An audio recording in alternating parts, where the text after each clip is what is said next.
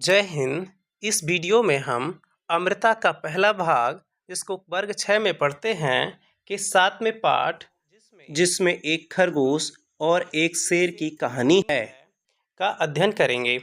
इस वीडियो में हम इस चैप्टर का हिंदी भावार्थ, शब्दार्थ, मौखिक प्रश्नोत्तर और लिखित प्रश्नोत्तर सहित पूरा कंप्लीट इस वीडियो में पूरा कंप्लीट करेंगे। तो चलिए देर ना करते हुए हम इस वीडियो को शुरू करते हैं।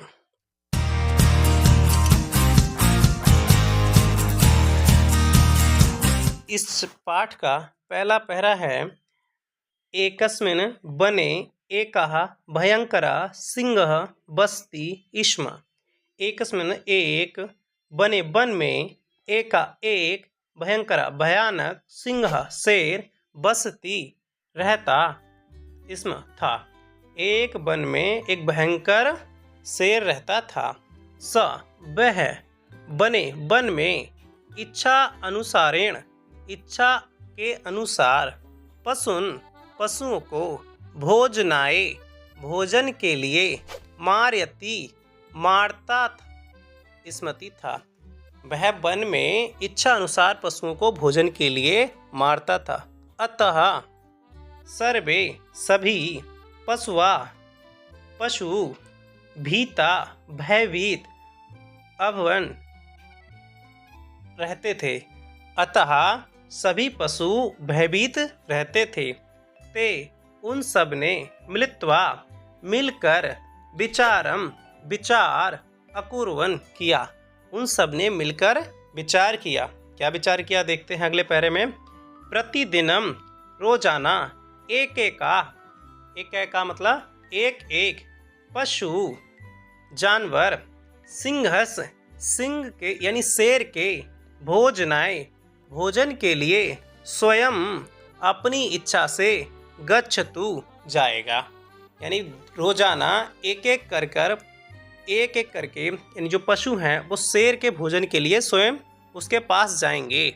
स्वविचारम यह अपने विचार करके ते बे सब कौन यानी जानवर सिंहस शेर के समीप यानी पास जाकर अस्थापयन जाकर कहते हैं। तो जब वो सब विचार करके जाते हैं और शेर के पास जाके ये बात कहते हैं, तदा वह उसके बाद सिंहा यानी उसके बाद क्या होता है, जो सिंह यानी शेर है, आम का मतलब होता है हाँ, तो यति अववत और शेर उसमें उस सबको हाँ कह देता है कि वो यानी शेर मान जाता है। एवं एकेका पशु सिंहस भोजन काले प्रतिदिनम अगच्छत। इस प्रकार एक एक पशु सिंह के भोजन के लिए डेली यानी रोजाना आता था। वन में पशु जो जानवर थे चिंतित अवगत हुए। तो इस वन में जो पशु थे वो चिंतित रहने लगे। नेक्स्ट पैरा, एकस्मिने एक दिन दिवसे दिन एकश एक शश का मतलब होता है खरगोश। एक दिन एक खरगोश 12 दिन आशित यानी 12 का मतलब उसकी बारी आई। एक दिन एक खरगोश की जब बारी आई, सा वह विलंबेन देरी से, विलंबेन का मतलब देरी से, सिंह शेर समीपम शेर के समीप मतलब पास, अगच्छत आया, वह देरी से शेर के पास आया। तस्य मतलब उसका अल्प छोटा शरीर के साथ, उस छोटा शरीर के साथ एक तो उसका अब आया तो शेर ने देखा कि उसका शरीर क्या है, छोटा है, और दूसरा क्या कारण था, विलंबेन आगमने, और वो देरी से आया। च और सिंहस कुपिता अभवत, सिंहा मतलब शेर, कुपिता मतलब क्रोधित, अभवत हो गया। ये देखकर शेर क्रोधित हो गया। क्यों? क्योंकि एक तो खरगोश का जो शरीर था वो छोटा था और दूसरा वो देरी से आया। ये देखकर शेर क्या हो गया, नाराज हो गया। सा अभवत वह बोला, रे दुष्ट कथम त्वम एकाकी विलंबेन चा आगत। तुम ये बताओ, एकाकी तुम अकेले आयो और इतनी देरी से आए हो। और जो खरगोश था वो बुद्धिमान था, तो बुद्धिमान सस अभवत, बुद्धिमान खरगोश बोला, राजन राजन कोपम ना कुरु, राजन क्रोध ना करो। एका एका मतलब एक, अन्य दूसरा, सिंह शेर, मार्गे मार्ग में, मिलता यानी राजा क्रोध ना करो, एक दूसरा शेर मुझको मार्ग में मिला था।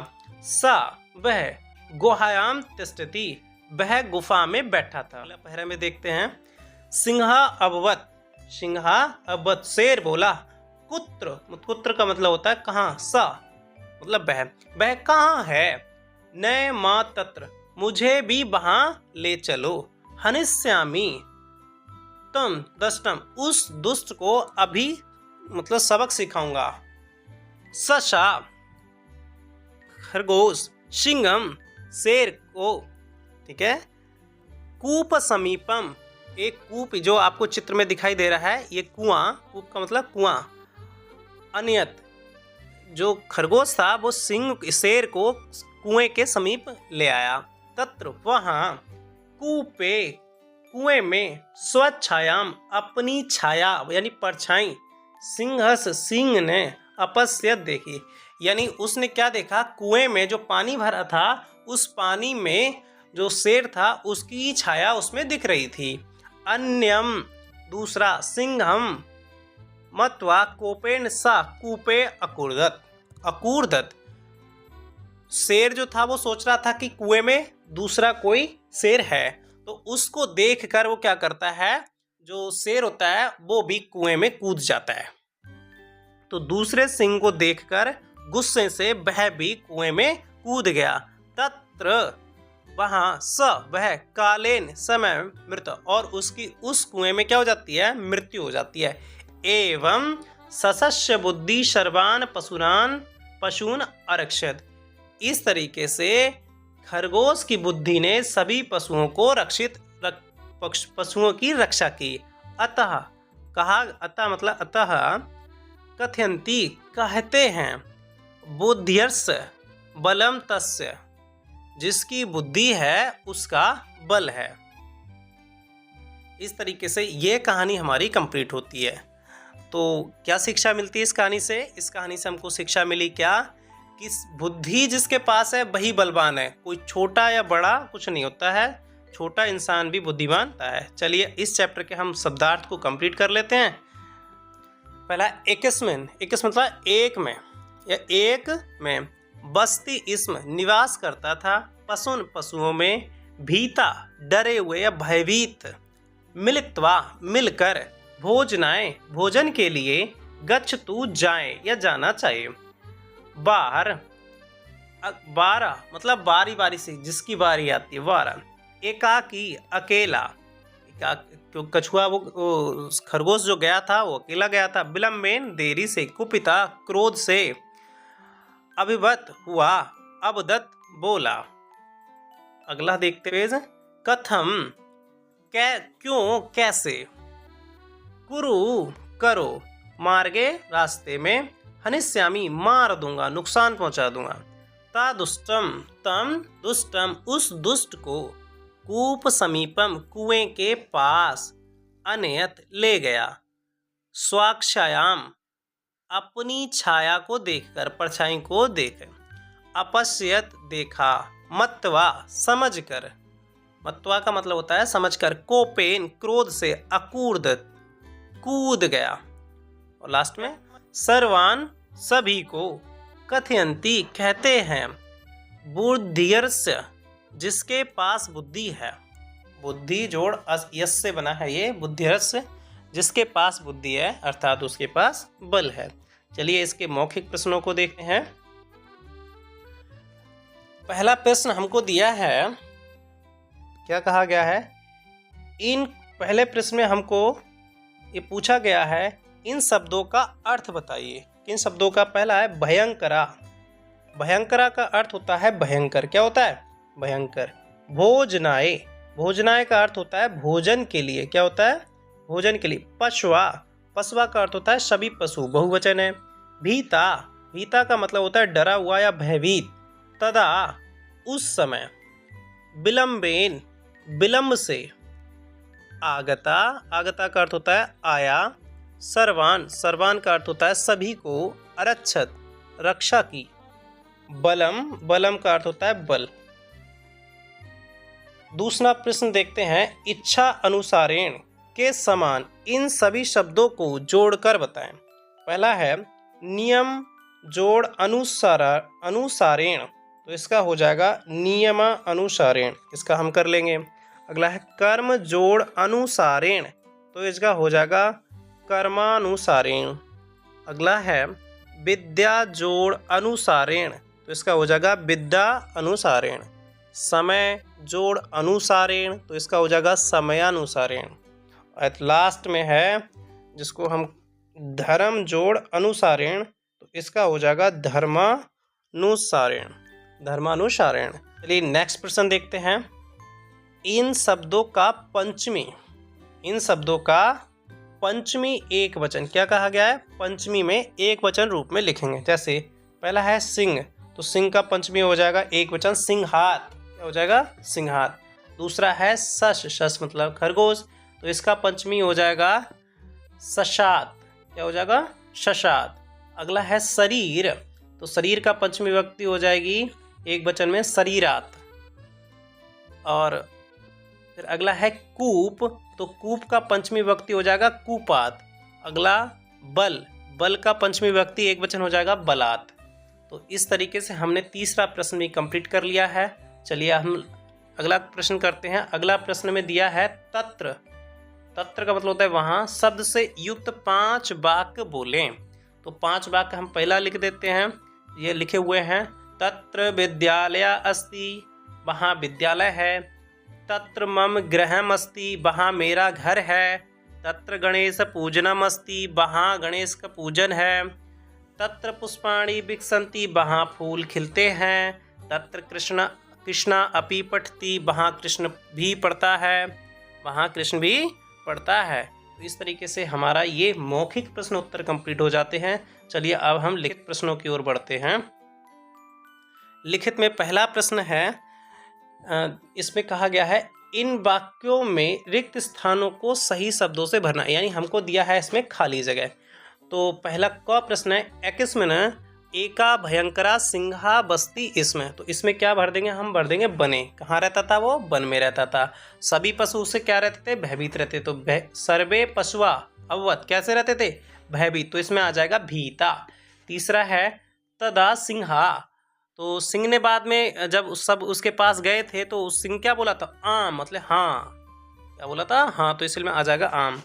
लास्ट है अत्सा विलंबेन सिंह समीपम, तो वह देर से शेर के पास आया, आने को कहेंगे अगच्छत, तो इसमें भर देंगे हम अगच्छत। लास्ट है बुद्धियस बलम तस, जिसकी बुद्धि उसका बल, तो इसमें हम भर देंगे बुद्धियस, क्या भर देंगे? चलिए अगला हम करते हैं। अगले में कहा गया है अधोलिखित वाक्यों को 3 बार लिखेंगे। तो ये आप अपने आप ही करेंगे। कैसे लिखेंगे? पहले हम क में हम बताते हैं, हिंदी वाला ये हम पहला लिख लेंगे। जंगल में एक सिंह था, और इसको हमको जो दूसरा इसका जो पार्सन है, जिसको मैं काले पेन से इसको हाईलाइट करके बॉक्स में बंद कर देता हूँ, इसको आपको 3 बार लिखना है। क्या लिखना है? संस्कृत वाले को बने एका सिंगा आसीत, ठीक है, इसको आप 3 बार लिखेंगे। तो जो जिसको मैं काले में बंद कर रहा हूँ, इसको आपको 3 बार लिखना है, जो संस्कृत वाला है, ठीक है। इसको मैं सबको काले बॉक्स में बंद कर देता हूँ।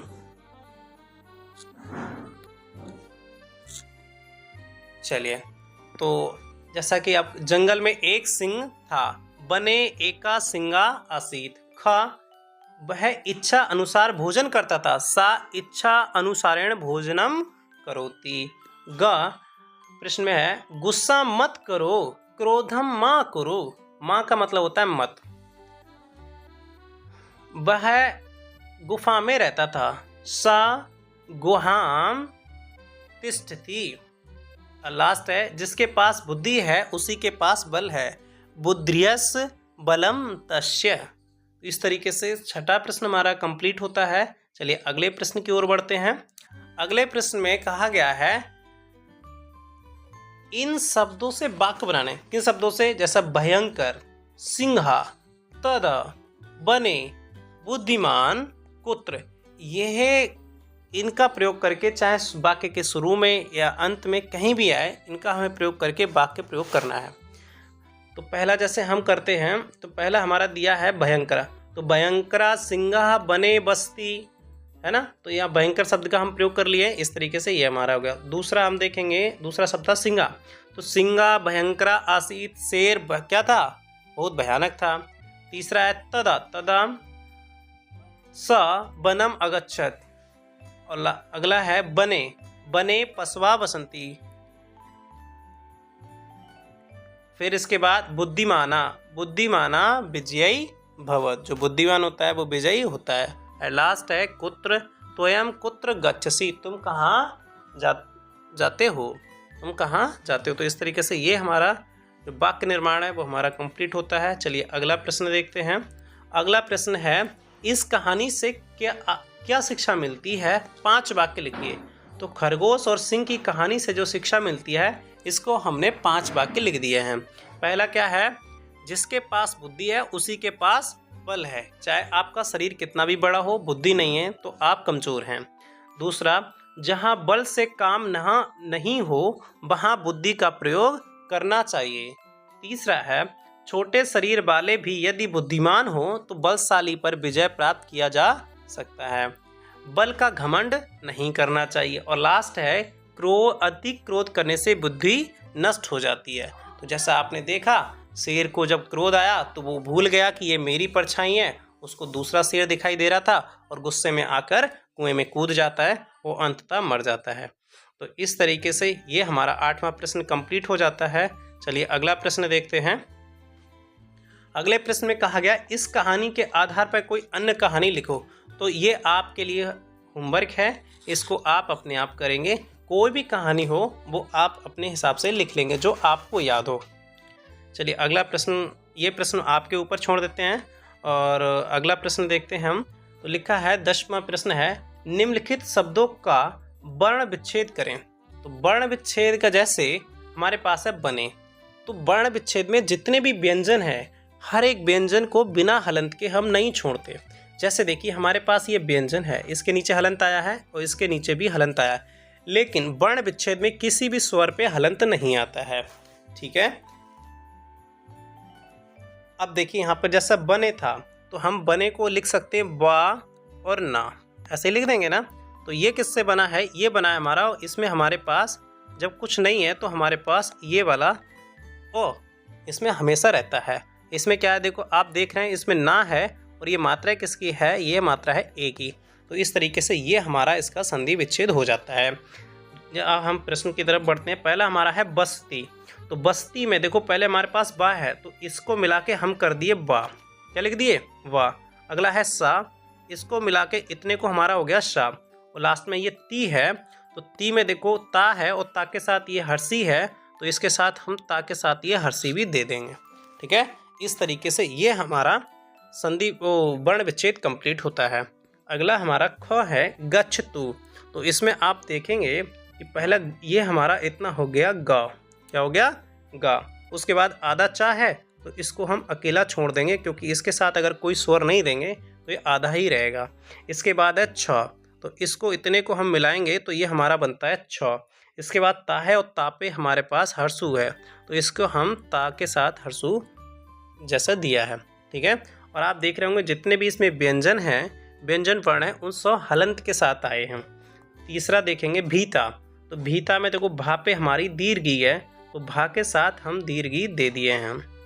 अगला है ता, ता के साथ आ आया है और लास्ट में है विसर्ग, तो विसर्ग वाला हमारा आ। ठीक है, आ। और लास्ट में एक्स में, तो इसमें देखेंगे ये हमारा ए होता है, ये हमारा अकेला स्वर है तो इसमें हमें कुछ देने की ज़रूरत नहीं है। फिर इसके बाद का है तो ये हमारा हो जाता है इतना का। फिर इसके बाद हमारा सा आधा है तो इसको आधा छोड़ देंगे। इसके बाद माँ, माँ पे हर्षी है तो इसके साथ हमारा हर्षी आ जाती है। और लास्ट में ना यहाँ हलंत वाला है तो यहाँ भी हम हलंत वाला दे दिए हैं।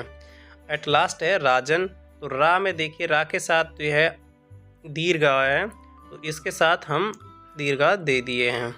फिर इसके बाद जा, और जा के साथ हम कुछ नहीं है तो हर्षे आ देंगे। और इसके बाद जैसा कि यहाँ पर ना दिया है ना के साथ तो यहाँ भी हम ऐसा सेम लिख दिए हैं।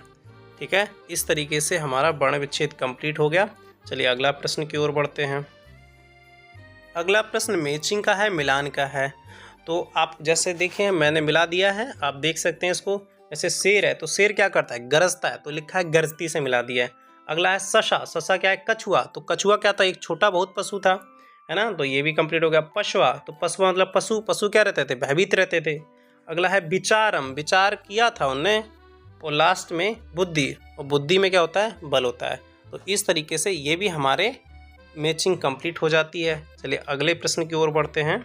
अगले प्रश्न में कहा गया है संस्कृत में अनुवाद करना है। क्या करना है, संस्कृत में अनुवाद करना है। ये हिंदी में दिया है और हमको इसको संस्कृत में लिखा है। जो अनुवाद है वो मैंने लाल स्याही से लिखा है। तो वह हंसता है, तो सा का मतलब होता है वह और हस्ती का मतलब होता है हंसता है। तो हमारा पहला हो जाएगा सा हस्ती। ख तुम दोनों, तुम दोनों को संस्कृत में कहते हैं युवाम। क्या कहते हैं, युवाम। और पढ़ते हो इसके साथ आएगा पठ था। अगला है मैं लिखती हूँ, मैं को कहता है अहम, और लिखती हूँ इसको कहते हैं लिखामी। घ सांभवी किसी का नाम है तो ऐसे ही आ जाएगा सांभवी। दौड़ती है, दौड़ना को कहते हैं धावती। अगला है महस, तो ये महस हो जाएगा। और जाना को जाता है, इसको आता है गच्छति। इस तरीके से ये 12वां प्रश्न हमारा कंप्लीट हुआ। और इसी के साथ इस पाठ के सारे क्वेश्चन आंसर कंप्लीट हो जाते हैं और ये टॉपिक हमारा कंप्लीट हो जाता है।